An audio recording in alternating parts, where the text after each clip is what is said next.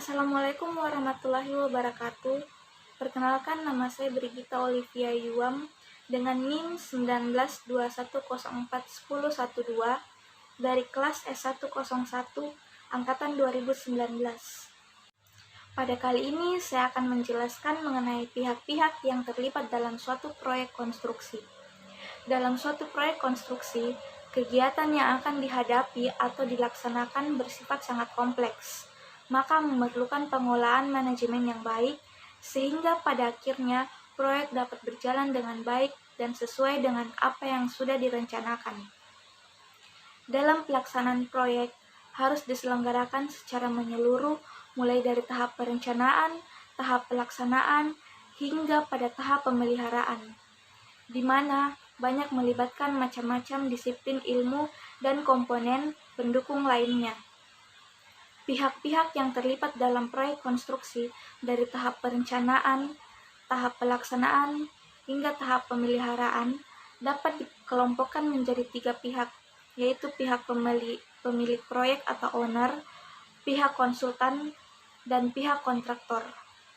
Yang pertama yaitu pemilik proyek atau owner. Pemilik proyek atau owner adalah seorang atau instansi yang memiliki hak proyek yang dibangun dan membiayai seluruh biaya proyek. Pemilik proyek atau pemberi tugas atau pengguna jasa adalah orang atau badan yang memiliki proyek dan memberikan pekerjaan atau menyuruh memberikan pekerjaan kepada pihak penyedia jasa dan yang membayar biaya pekerjaan tersebut. Pemilik akan menunjuk suatu badan hukum yang bergerak di bidang jasa konstruksi sebagai konsultan perencanaan dan pemborong kerja atau kontraktor. Tugas dan kewajiban seorang owner yaitu sebagai berikut. Yang pertama, mengadakan dan menetapkan pemenang lelang. Yang kedua, menyediakan dan membayar semua biaya yang dikeluarkan untuk membangun proyek. Yang ketiga, menilai pekerjaan atau menyetujui atau menolak perubahan dan melakukan pengawasan secara berkala. Yang keempat, menandatangani surat perjanjian atau kontrak dan mengeluarkan surat perintah kerja kepada pihak konsultan perencana, konsultan pengawas, dan kontraktor pelaksana. Yang kelima, mengambil keputusan terakhir terkait dengan proyek dan menghentikan pekerjaan apabila dipandang perlu. Ada beberapa hak dan kewajiban pengguna jasa yaitu sebagai berikut. Yang pertama, menunjuk penyedia jasa atau konsultan dan kontraktor. Yang kedua, meminta laporan secara periodik mengenai pelaksanaan pekerjaan yang telah dilakukan oleh penyedia jasa. Yang ketiga, memberikan fasilitas baik berupa sarana dan prasarana yang dibutuhkan oleh pihak penyedia jasa untuk kelancaran pekerjaan. Yang keempat, menyediakan lahan untuk tempat pelaksanaan pekerjaan.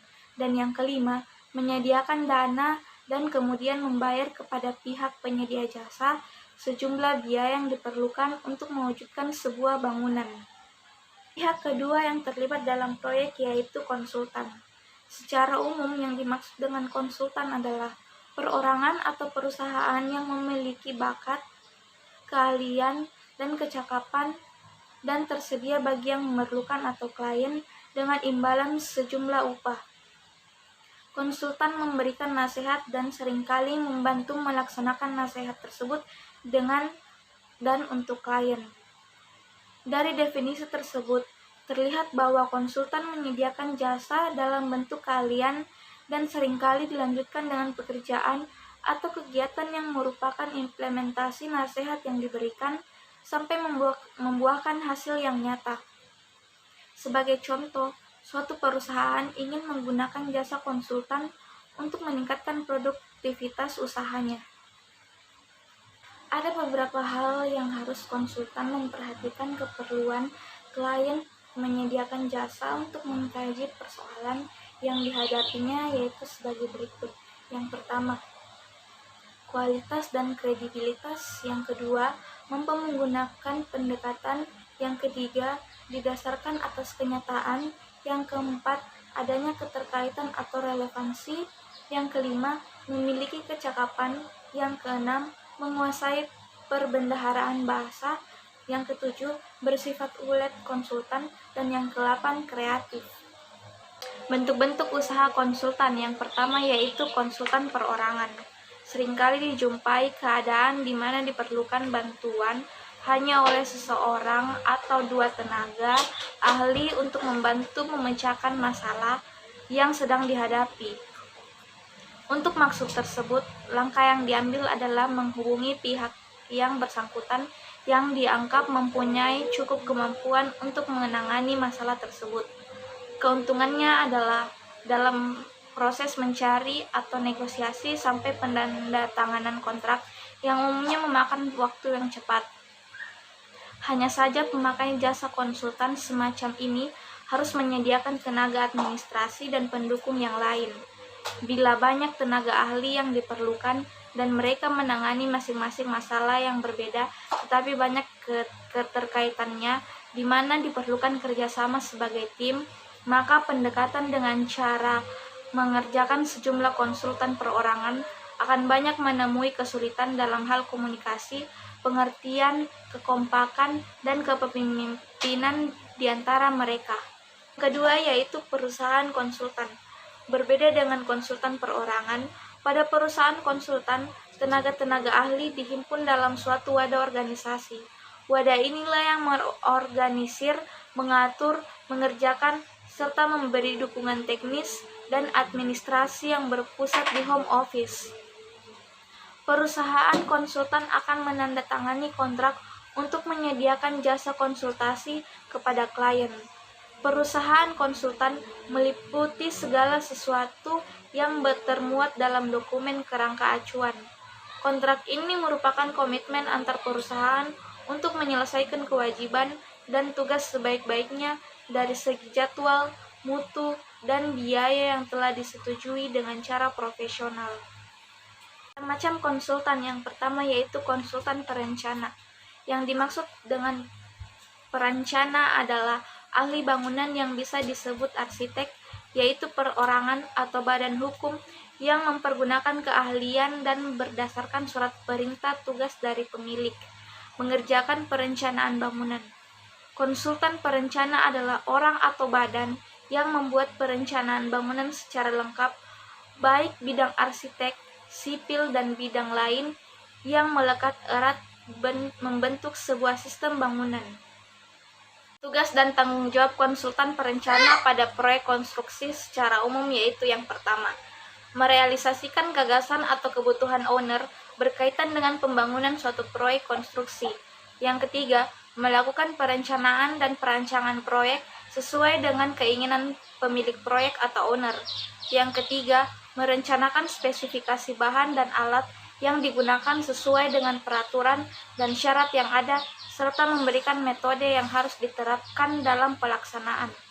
Yang kelima, memberikan saran, usulan, dan pertimbangan kepada pengawas dan pelaksana apabila terjadi permasalahan di lapangan secara proses konstruksi. Yang kelima, memberikan jawaban dan penjelasan kepada kontraktor mengenai hal-hal yang kurang jelas dari gambar-gambar bestek serta rencana kerja dan syarat-syarat atau RKS. Hak dan kewajiban konsultan perencana adalah yang pertama, membuat perencanaan secara lengkap yang terdiri dari gambar rencana, rencana kerja, dan syarat-syarat, hitungan struktur, dan rencana anggaran biaya. Yang kedua, memberikan usulan serta pertimbangan kepada pengguna jasa dan pihak kontraktor tentang pelaksanaan pekerjaan. Yang ketiga, memberikan jawaban dan penjelasan kepada kontraktor tentang hal-hal yang kurang jelas dalam gambar rencana, rencana kerja, dan syarat-syarat. Yang keempat, membuat gambar revisi bila terjadi perubahan perencanaan. Yang kelima, menghindari rapat koordinasi pengelolaan proyek. Yang kedua yaitu konsultan pengawas, merupakan badan yang ditunjuk owner untuk mengawasi pelaksanaan proyek oleh kontraktor di lapangan. Pengawas berarti memiliki pemberi tugas dalam tahap pelaksanaan pekerjaan konstruksi tetap, bukan sebagai pimpinan harian, melainkan hanya mewakili pemberi tugas dalam hal-hal yang menyangkut teknik pelaksanaan pekerjaan konstruksi fisik. Konsultan pengawas adalah orang atau badan yang ditunjuk pengguna jasa untuk membantu dalam pengelolaan pelaksanaan pekerjaan pembangunan mulai awal hingga berakhirnya pekerjaan tersebut. Tugas dari konsultan pengawas yang meliputi yang pertama yaitu menyelesaikan pelaksanaan pekerjaan dalam waktu yang telah ditetapkan. Yang kedua, membimbing dan mengadakan pengawasan secara periodik dalam pelaksanaan pekerjaan. Yang ketiga, melakukan perhitungan presentasi pekerjaan. Yang keempat, mengoordinasi dan mengendalikan kegiatan konstruksi serta aliran informasi antara berbagai bidang agar pelaksanaan berjalan dengan lancar. Hak dan kewajiban konsultan pengawas adalah yang pertama yaitu menyelesaikan pelaksanaan pekerjaan dalam waktu yang telah ditetapkan. Yang kedua, membimbing dan mengadakan pengawasan secara periodik dalam pelaksanaan pekerjaan. Yang ketiga, melakukan perhitungan prestasi pekerjaan.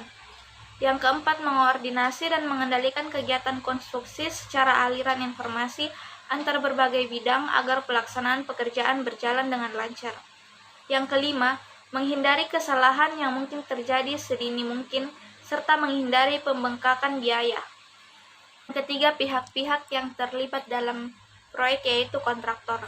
Kontraktor adalah orang atau badan yang menerima pekerjaan dan menyelenggarakan pelaksanaan pekerjaan sesuai biaya yang telah ditetapkan berdasarkan gambar rencana dan peraturan serta syarat-syarat yang ditetapkan. Tugas dan kewajiban kontraktor dalam kontrak EPK adalah bertanggung jawab atas implementasi fisik proyek. Tugas dan tanggung jawab kontraktor pada proyek konstruksi secara umum adalah yang pertama, melaksanakan pekerjaan sesuai gambar rencana, peraturan dan syarat-syarat, risalah penjelasan pekerjaan dan syarat-syarat tambahan yang telah ditetapkan oleh pengguna jasa. Yang kedua, membuat gambar-gambar pelaksanaan shop drawing yang disahkan oleh konsultan pengawas sebagai wakil dari penggunaan jasa. Yang ketiga, menyediakan alat keselamatan kerja seperti yang diwajibkan dalam peraturan untuk menjaga keselamatan pekerja dan masyarakat. Yang keempat, membuat rencana jadwal pelaksanaan. Dan penjelasan dari saya mengenai pihak-pihak yang terlibat dalam proyek konstruksi. Apabila ada kesalahan kata mohon dimaafkan. Wassalamualaikum warahmatullahi wabarakatuh dan selamat siang.